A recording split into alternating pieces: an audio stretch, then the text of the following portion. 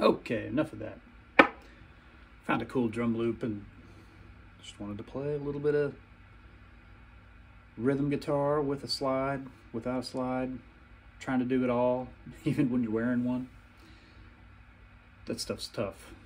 I'm playing my goldtop, and it's actually tuned down a whole step, which makes it extra hard to play slide on because the strings already have low tension from it being a short scale and a wraparound tailpiece, a wraparound bridge. So I actually keep 11s on this guitar. Most everything else I have is 10s, like all my other regular electrics. Baritones are different, obviously. Some guitars I have 10.5s, but this I keep 11s on because the string tension, if I tune down, if I go drop D and just drop my low string down a whole step, it's real loose, feels like wet noodles when you're playing, and you cannot hit it hard with the right hand at all. So anyway, I wanted to answer some questions from the comments tonight. I've got a few that I thought would be better served if I talked rather than write a couple sentences. I don't really want to write a book, but I do have a few things to say for a couple of these questions, so I'm going to read them off and give you some answers. Tusculin, I hope I'm saying that correctly. Your YouTube handle. If not, I apologize. He says, "Hi, Justin. Fantastic slide parts." Thank you. This is on the video Overdub Sessions Volume 8. I would love to hear and learn more about how to get a good slide guitar sound and what gear, amps and guitars, and effects, overdrive, reverb, delay, could be helpful. Thanks for sharing. Very interesting to watch the work of a session player. Greetings from Germany, Matt. Thank you, Matt, for the question. Man, Germany's a place I'd love to visit. There's some really cool aspects to German culture, and part of my heritage is German, so that's a bucket list item for me. Just coming and hanging out with you all over there. Anyway, how to get a good slide guitar sound. I have to say that playing slide is really hard, and getting a good sound out of it has a lot more to do with your technique than any piece of gear that you're going to use. Man, the most iconic slide guitar playing in recorded history is fairly clean.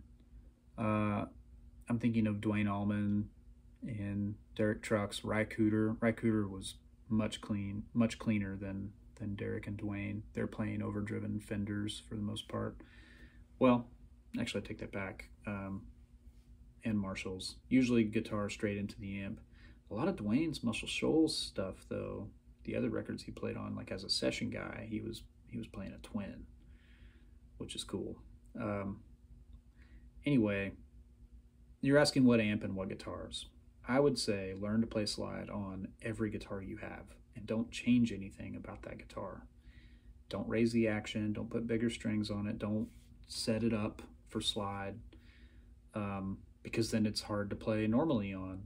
And if you go the route that a lot of people go, where you take one guitar and set it up for slide, put heavier strings on it and raise the action, whatever, then anytime you want to play slide, you have to put down whatever you're currently playing and pick up that guitar.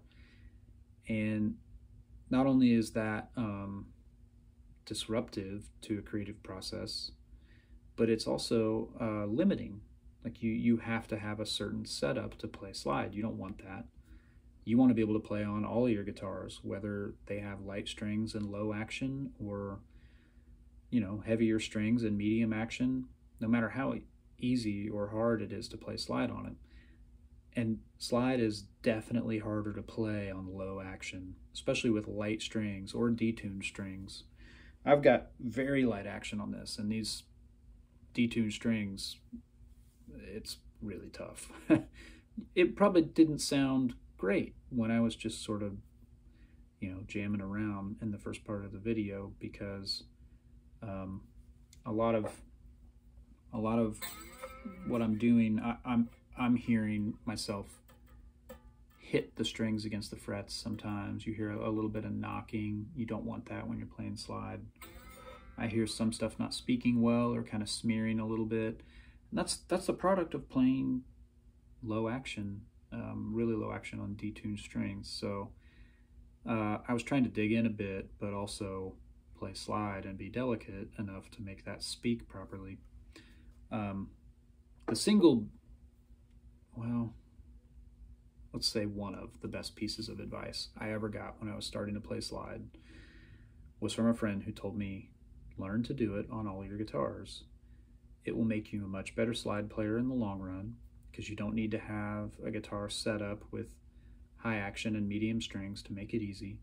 And creatively, like, so many different tones are open to you. Like, I'll play slide on my goldtop. I'll play it on my humbucker Les Paul. I'll play it on my 335. I'll play it on any of my tellies or my Strat or my Jazzmaster or my baritone or my acoustic or my resonator. Like, it doesn't matter. I practiced enough to be able to make it speak on a variety of scale lengths, string gauges, types of guitars, types of pickups. So as far as guitars go, all the ones you currently have, those are the ones I'd recommend. As far as an amp goes, man, just anything that sounds great, clean. Honestly, listen to Raya Cooter, listen to like Boomer's Story. That is an awesome record. The playing on that is ridiculous. And he's in open G a lot. In open G, your fourth, third, and second strings are the same as standard tuning. You just drop the low two and the highest strings down a whole step. And that gives you top to bottom a full G chord with the fifth, the D, on the bottom. But man, I mean, he's playing dead clean, and maybe there might be a touch of reverb in the mix, but it's really clear. There's nothing to hide behind when you're doing that. And so that brings me to my next point. You mentioned effects like overdrive, reverb, and delay. Man, anything you want to do is cool. I would recommend that you practice dead clean. You know how when you sing in the shower, it sounds better than when you're not in the shower? It's because all the water vapor in the air around you is kind of serving to smooth out your notes and make you sound better than you are. I kind of feel like the same principle applies to reverb and delay. Those can cover up a little bit. They can cover up bad intonation or bad technique, or maybe too wide a vibrato can cover that up too.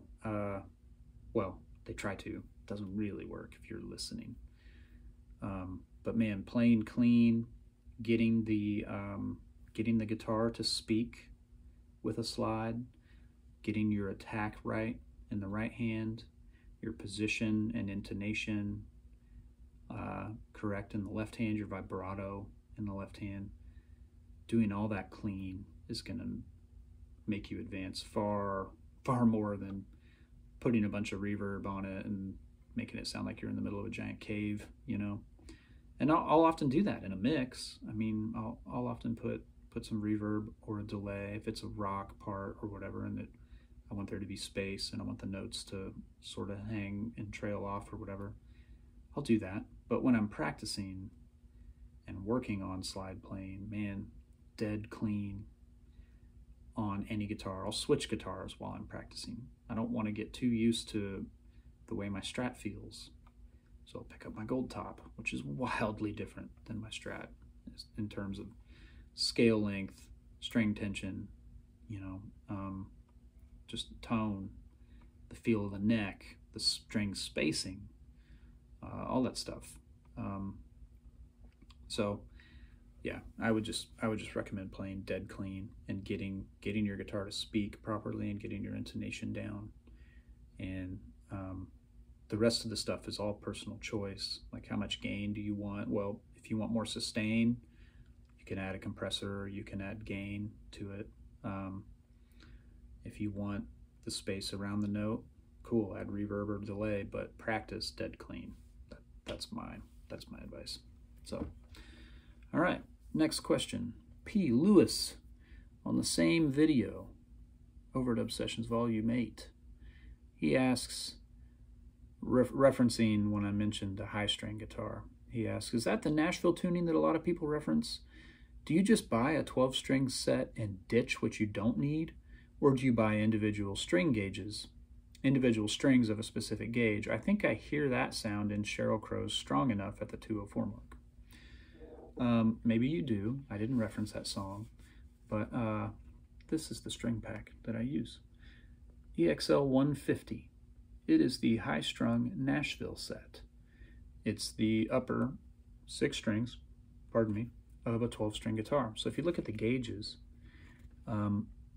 your 10, that's the high E, your 14 is the high B, and those are unison. Those are tuned like a normal high B and E string are. It's the same octave. And then everything's an octave up. Look for your G string, you jump up to a 9.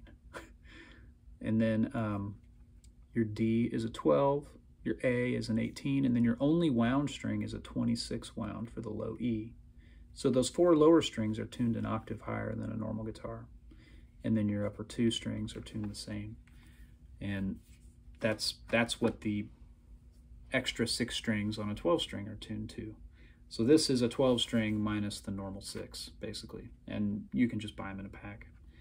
Get a cheap, good sounding acoustic or a really expensive one and string it up with those, and it's super cool. Third question, Stu Weinberg. This is on the Overdub Sessions Volume 9, How to Play Perfect Verse Fills Without Stepping on the Vocal. Stu says, amazing playing, man. Thank you. I was hoping you'd post something like this. I was curious how often you're tracking to a finished vocal. I know every project's different, but do you find yourself mostly cutting to what ends up being the final vocal? Or is there a lot of tracking to scratch vocals that get replaced later? Great question. On a session with a band and a singer, whoever's singing, whether it's the artist or it's a stunt singer, a demo singer, or, well, if it's demos, one of the songwriters may be singing, or they may have brought in a demo singer, or if it's a record, it might be the artist, or if they can't be there, there may be a stunt singer or someone singing in place of them. And all that's there for is to give the band something to play off of and to support. Everybody in the band is playing off the vocal. Drums, bass, keys, steel, fiddle, guitar, acoustic, whatever. We're all listening to, supporting, framing, and showcasing the vocal all in our own way. Like that is the one thing you are always subservient to, is the vocal. So, man, yeah, on most of the live tracking dates, there's someone singing a scratch. And the final vocal isn't going to be much different from the scratch. They're not going to change the melody or the phrasing. They're just going to go in and spend a day getting the perfect execution out of the artist or whoever's singing, you know. I will say, lately, we do have more finished vocals that we're tracking to than we have in eras past. I think that's a product of the track building era that we're currently in. There's a lot of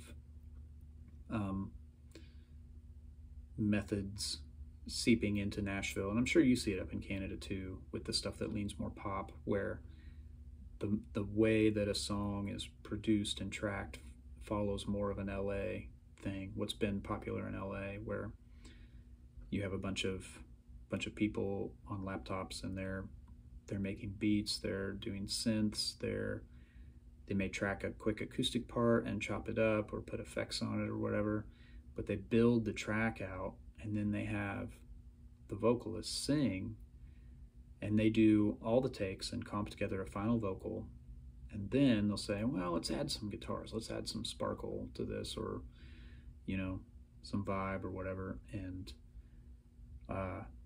then on those kinds of tracks, like when I'm overdubbing at home, I do play to the final vocal sometimes.